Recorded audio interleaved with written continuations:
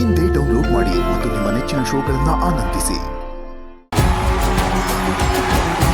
ಎಷ್ಟು ಮುದ್ದಾಗಿತ್ತಲ್ವಾ ಪ್ರಭಾಕರ್ ಸರ್, ನಿಮ್ಮ ಸಿನಿಮಾ ನೋಡಿ ಹೇಗನ್ನಿಸ್ತು ನಿಮ್ಗೆ? ತುಂಬಾ ಸಂತೋಷ ಆಯ್ತು ಮೇಡಮ್. ಯಾಕಂದ್ರೆ ನಾವು ಎಲ್ಲ ಸಿನಿಮಾಗಳಲ್ಲೂ ವಿಲನ್ ಪಾತ್ರಗಳು ಜಾಸ್ತಿ ಅಲ್ವಾ, ಇಲ್ಲೊಂಥರ ಹೀರೋ ಥರ ಹೀರೋ ಎಲ್ರಿಗೂ ಆಸನೆ, ಬಟ್ ತಡ್ಕೊಳಕ್ಕಾಗ್ತಾ ಇಲ್ಲ ಅಷ್ಟೇ. ಮಾಲತಿ ಮೇಡಮ್, ನಿಮ್ಮ ಸಿನಿಮಾನ ನೋಡ್ತಿದ್ದಾಗೆ ನಿಮ್ ಕಣ್ಣಂಚಲ್ಲಿ ನೀರಿತ್ತು. ಅದು ಮರೆಯೋಕ್ಕೆ ಆಗಲ್ಲ ಮ್ಯಾಮ್. ಇವರು ಎಷ್ಟು ವಿಲನ್ ಆಗಿ ಮಾಡಿ ರೌಡಿಸಮ್ ಪಾತ್ರ ಮಾಡಿ ಎಲ್ಲರೂ ಎದುರ್ತಾರೆ. ಜನ ನೋಡಿದಾಗ ಇವ್ರು ಈ ಥರ ಇದ್ದಾರೆ, ನೋಡೋಕ್ಕೆ ಭಯ ಆಗುತ್ತೆ ಅಂತ.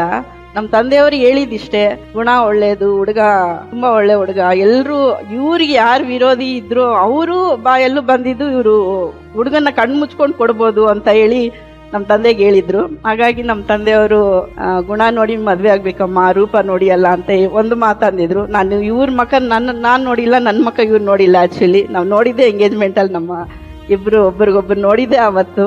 ಅದಾದಮೇಲೆ ಒಂದು ದಿವಸಕ್ಕೂ ನಾನು ಇವ್ರನ್ನ ಕಟ್ಕೊಂಡು ಈ ಥರ ತಪ್ಪಾಯ್ತೇನೋ ಅಂತ ಅಂದಿದ್ದೇ ಇಲ್ಲ. ಅಷ್ಟು ಚೆನ್ನಾಗಿ ನೋಡ್ಕೊಂಡಿದ್ದಾರೆ ಅವರು. ಅಂದರೆ ನನಗೆ ತುಂಬಾ ಪ್ರೀತಿ ಇದೆ. ನಮ್ಮೆಲ್ಲರಿಗೂ ಗೊತ್ತಿರೋ ಹಾಗೆ 250ಕ್ಕೂ ಹೆಚ್ಚಿನ ಸಿನಿಮಾಗಳು, 40ಕ್ಕೂ ಹೆಚ್ಚಿನ ಹೀರೋಗಳ ಜೊತೆ ಇವರು ಸ್ಕ್ರೀನ್ನ ಶೇರ್ ಮಾಡಿದ್ದಾರೆ. ನಿಮ್ಮಂಥ ಜೋಡಿ ನಮ್ಮ ವೇದಿಕೆಗೆ ಬಂದಿರೋದು ನಿಜವಾಗ್ಲೂ ನಮ್ಮ ಹೆಮ್ಮೆ ಅಂತ ಹೇಳ್ಬೋದು.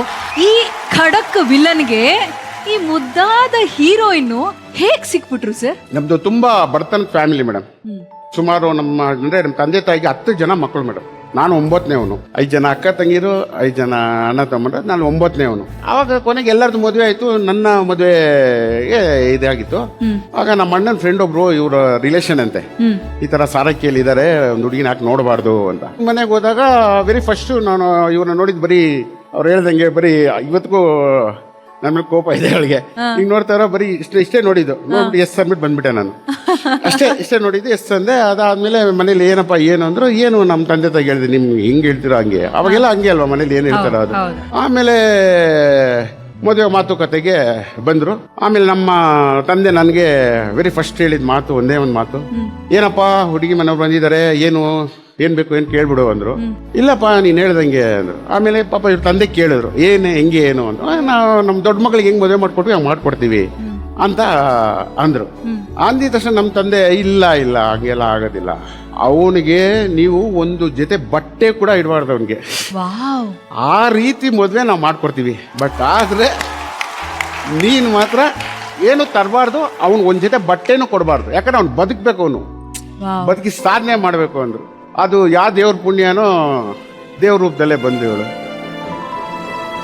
ಅಲ್ಲಿಂದ ನನ್ನ ಎಲ್ಲ ಬೆಳವಣಿಗೆಗೂ ಇವಳೇ ಕಾರಣ ಆಗಿದ್ದು. ಮೇಡಮ್, ನಿಮಗೆ ಇವ್ರು ನೋಡಿದ್ರೆ ಭಯ ಆಗ್ತಿತ್ತಾ? ಇಲ್ಲ, ಯಾವತ್ತೂ ಭಯ ಪಟ್ಟಿದ್ರು. ಈಗ ಅಕಸ್ಮಾತ್ ಮನೇಲಿ ನೀವೇನಾದ್ರು ಸ್ಟಾರ್ಟಿಂಗ್ ಮದುವೆ ಆದಾಗ ಫ್ಲೈಯಿಂಗ್ ಕಿಸ್ ಕೊಡ್ಬೇಕಾಗಿತ್ತು, ಈಗ ಅಲ್ಲಿ ನಿಂತಿರ್ತಾರೆ, ನೀವು ಹಾಲಲ್ಲಿ ಇರ್ತೀರಾ, ಅವರು ಅಲ್ಲಿ ಬಾತ್ರೂಮ್ ಹತ್ರ ಇರ್ತಾರೆ ಅಂತ ಕೊಟ್ಟಾಗ ಅವ್ರ ರಿಯಾಕ್ಷನ್ ಹೆಂಗೆ? ಮನೆಯಲ್ಲೆಲ್ಲ ತುಂಬಾ ಇತ್ತು, ಅತ್ತೆ ಮಾವ ಭಾವಂದಿರು ಎಲ್ಲ. ಇವ್ರ ತಂದೆಯವರು ರೊಮ್ಯಾನ್ಸ್ ಮಾಡಕ್ಕೆ ಬಿಟ್ಟಿಲ್ಲ, 10 ಜನ ಫಸ್ಟ್ ಬಾಡಿ ಗಾರ್ಡ್ಸ್ ರೆಡಿ ಮಾಡಿದ್ರು. ಸರ್ ಹನಿಮೂನ್ಗೆ ಹೋಗಿದ್ದು ಸರ್, ನಾನು ಇವ್ರ ಜೊತೆಗೆ ಎಷ್ಟು ಜನ ಹೋಗಿದ್ದು? ಟೋಟಲ್ 50 ಜನ ಹೋದ್ವಿ ಹನಿಮೂನ್. 50 ಜನ ಬಂದು ಬಸ್ 50 ಜನ ನಿಮ್ ಫಸ್ಟ್ ಟ್ರಿಪ್ ಹನಿಮೂನ್ಗೆ? ಎಲ್ಲರೂ ಸರ್, ಹೋಟ್ಲವರು ನಮ್ಮ ಬಸ್ಗಳು ಯಾವಾಗ್ಲೂ ಹೋಗೋದ್ರಿಂದ ನಮ್ಗೆ ಹೊಸ ಹುಡುಗಿ ಬರ್ತಾ ಇದಾರೆ ಅಂತ ಸೂಟ್ ರೂಮ್ ಎಲ್ಲ ರೆಡಿ ಮಾಡಿ ಇಟ್ಕೊಂಡಿದ್ರು. ಇಲ್ಲಿ ನೋಡಿದ್ರೆ ನಮ್ಮ ಅತ್ತೆ, ಅವನು ಆ ರೂಮಲ್ಲಿ ಇರ್ಲಿ, ನೀನ್ ಈ ರೂಮಲ್ಲಿ ಇರು.